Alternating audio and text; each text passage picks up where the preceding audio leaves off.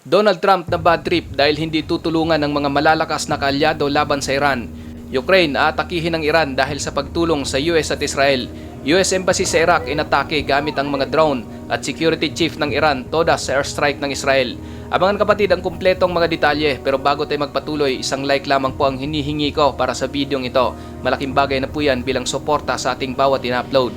Back to the video. Isang pagbabanta mga kapatid ang binitawan ng pinuno ng Parliamentary National Security Committee ng Iran na si Ibrahim Assisi, na kung saan magiging isang legitimate target umano ang Ukraine sa kanilang mga pag-atake dahil sa pagtulong nito sa mga kaalyado ng United States at Israel, partikular sa pagbibigay ng mga drone expert at kaalaman sa depensa laban sa mga Iranian drone. Para sa Iran, ang hakbang na ito ng Ukraine ay tinuturing na pakikialam sa umiiral na tensyon sa rehiyon. Nagpadala ang Ukraine ng mga drone experts sa ilang bansa sa Middle East dahil sa pakikiusap ng US at mga Gulf state para mapabuti ang kanilang depensa laban sa mga pag-atake ng Iranian drones na ginagamit sa kasalukuyang digmaan sa rehiyon. Ayon sa mga report, 3 team ng mga eksperto kasama ang anti-drone units at mga interceptor drones ang pinadala ng Ukraine sa mga bansa tulad ng Qatar, United Arab Emirates, Saudi Arabia at isang base ng US sa Jordan para mag-assist at magbigay ng kaalaman sa pag-counter ng mga Iranian drones batay sa malawak na karanasan ng Ukraine sa pagharap sa mga Shahid drones mula sa kanilang digmaan laban sa Russia. Ang mga Iranian drones mga kapatid, partikular ang Shahid series tulad ng Shahid 131 at Shahid 136 ay delikadong uri ng kamikaze o loitering munition drones na may kakayahang umabot ng daan-daang kilometro at magdala ng explosive payload na sapat upang makapinsala ng isang infrastructure, air defense system o maging base militar. Bukod sa malayong range at destructive capacity ng ganitong mga drone, delikado rin ito dahil madalas itong gamitin sa tinatawag na swarm attacks kung saan sabay-sabay na ilulunsad ang daan-daang drone upang ma-overwhelm ang depensa ng kalaban. Ang mga drone na ito ay mura kumpara sa mga interceptors tulad ng Patriots at Stingers. Mahirap din silang makita at sagupain gamit lamang ang traditional na radar at air defense system dahil sa maliit nitong sukat, mababang altitude at taktika ng loitering. Yan ang dahilan kapatid kung bakit humingi ang United States at ilang Middle Eastern allies ng tulong mula sa Ukraine na mayroong praktikal na karanasan sa pagharap ng Iranian-made Shahid drone sa kanilang digmaan laban sa Russia. Bilang tugon, nagpadala ang Ukraine ng mga eksperto sa drone warfare upang mag-train, mag-set up ng anti-drone system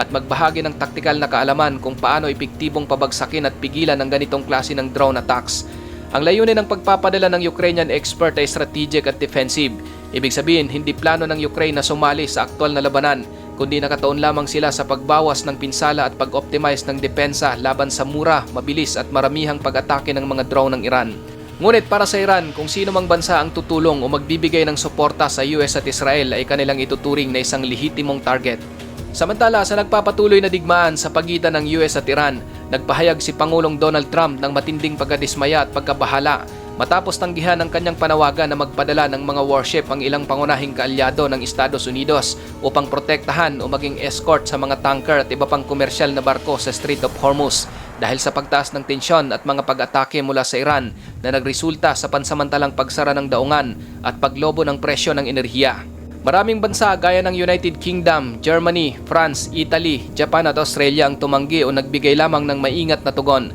Ayon sa Germany, hindi nila ito digmaan at wala silang planong isali ang bansa sa anumang direktang military activity na may kaugnayan sa pag-reopen ng Strait of Hormuz dahil ang usapin ay hindi umano sakop ng misyon ng NATO at hindi ito nasasakupan ng kanilang obligasyon sa kolektibong depensa. Ang focus ng Germany ayon sa kanilang mga leader ay dapat diplomasya at pagwakas ng krisis sa halip na magpadala ng mga warship sa isang mapanganib na operasyon kung saan ang Europa ay hindi opisyal na nagtangkang pumasok sa mas malawak na digmaan. Ang sabi naman ng France, hindi nila papayagan na i-deploy ang kanilang navy sa isang misyon habang umiiral pa ang labanan at ipinapahayag na ang anumang naval escort operation ay purely defensive at support lamang at dapat isagawa pagkatapos lumamig ang sitwasyon sa halip na sumali agad sa militar na operasyon na hinihikayat ng Estados Unidos. Bagaman may mga pahayag noon si Pangulong Emmanuel Macron na maghanda sa isang coalition para sa purely defensive escort mission sa ilalim ng European Naval Framework gaya ng Operation Aspides nang layunin ay protektahan ang mga komersyal na barko, binigyang din ng French official na wala silang balak ipadala ang kanilang mga warship sa Strait of Hormuz sa kasalukuyang mainit na yugto ng digmaan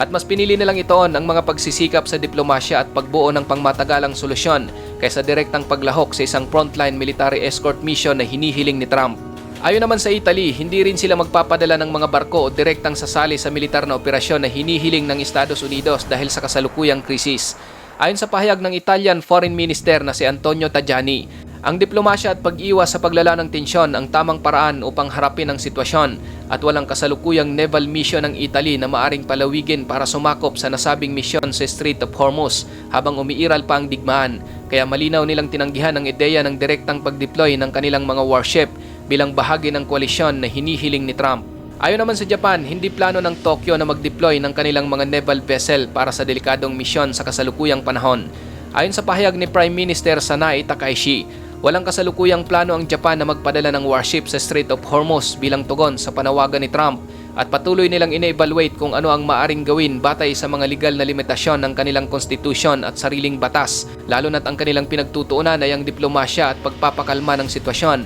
sa halip na direktang pakikibahagi sa isang militar na operasyon sa rehiyon. Tiniyak din niya na wala pang opisyal na kahilingan para sa deployment at ito ay isang bagay na pinag-aaralan pa ng gobyerno sa konteksto ng kanilang legal at politikal na sitwasyon dahil ang Japan ay may mahigpit na mga restriction sa paggamit ng puwersang militar sa labas kung hindi ito direktang nakakaapekto sa kanilang pambansang seguridad. Sa pahayag naman ng Australia, sinabi ng Australian Transport Minister na si Catherine King na walang plano ang Australia na magpadala ng Navy ship sa Strait of Hormuz at hindi ito bahagi ng kanilang kontribusyon sa kasalukuyang krisis dahil ito ay hindi isang hamon na kanilang pinasok at hindi nila nakikitang kailangan ang pag-deploy ng barko doon dahil ang kanilang suporta sa rehiyon ay umiikot lamang sa defensive at non-naval na mga hakbang tulad ng pagpapadala ng surveillance aircraft at iba pang non-combat assistance sa mga Gulf state. Sa kanilang mga pahayag, malinaw nilang tinanggihan ang ideya ng pagsama sa Coalition Naval Escort Mission at binigyang diin na ang kanilang involvement sa krisis ay limitado at hindi nakaplano ang pag-deploy ng Navy sa Strait of Hormuz.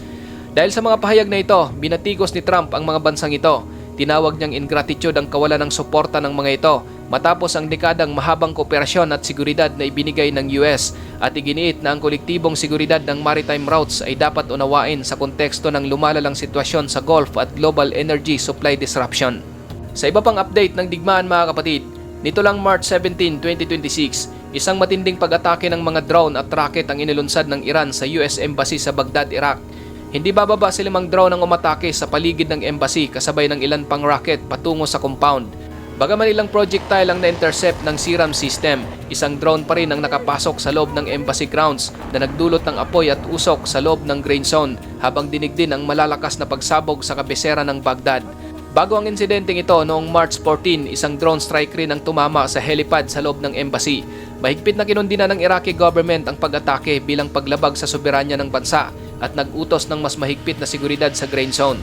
Ngayon, sa gitna naman ng patuloy na serye ng mga pag-atake ng Israel sa Iran, nasawi ang Supreme National Security Council ng bansa na si Ali Larijani at ang Senior IRGC Link Commander at pinuno ng Basij Paramilitary Force na si Ghulam Reza Soleimani. Ayon sa IDF, isang targeted strike sa Tehran ang kanilang isinagawa na tumama sa bunker o safe house na tinitirhan ni Ali Larijani. Gayon din kay Ghulam Reza Soleimani na nasawi rin sa hiwalay na pag-atake. Ang pagkatodas kapatid ng mga military official na ito ng Iran, ang pinakamataas na Iranian official na nasawi mula nang mapaslang ang kanilang dating supreme leader na si Ali Khamenei noong huling bahagi ng Pebrero at itinuturing itong major blow structure ng Iran strategic decision making dahil sa malawak na papel na ginagampanan ni Larijani sa mga nakaraang buwan at linggo. Si Ali Larijani ay kilala bilang isa sa pinakamaimpluwensyang leader ng Iran. Dati siyang nuclear negotiator at mahalagang strategist sa loob ng elite power structure ng bansa at naging sentro sa pagpapatupad ng mga patakaran ng Estado laban sa mga protesta at sa pagharap sa mga tensyon sa rehiyon,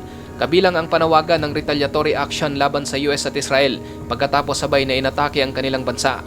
Ayon sa IDF, ang naturang misyon ay bahagi raw ng mas malawak na plano ng Israel upang sirain ang pangunahing leadership infrastructure ng Iran habang umiigting ang digmaan sa gitnang silangan. Ikaw kapatid, ano ang masasabi mo sa bidyong ito?